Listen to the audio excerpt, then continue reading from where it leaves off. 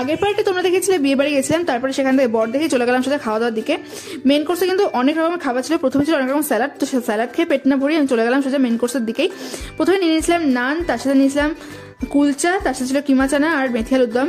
আর প্রত্যেকটা খাবারই কিন্তু ভীষণ ভালো হয়েছিল। তারপরে নিয়ে নিয়েছিলাম একটা ফিশ ফ্রাই, তার সাথে ছিল হচ্ছে গিয়ে mutton, Kashmiri pulao, baked fish, butter pulao. আর বাটার পোলাওটা কিন্তু বেকড ফিশ দিয়ে খেতে দারুণ লাগছিল। বাটার পোলাওটার মধ্যে প্রচুর কড়াইশুঁটি আর কর্ন দেওয়া ছিল।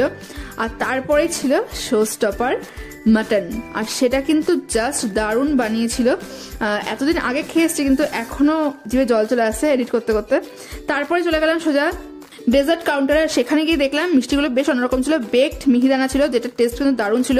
আর সাথে ছিল জিলিপি উইথ রাবড়ি, আর সেটা কিন্তু দারুণ লেগেছিল। বেশ অনেকগুলো খেয়েছিলাম আমি। তারপরে ছিল আইসক্রিম উইথ হট চকলেট।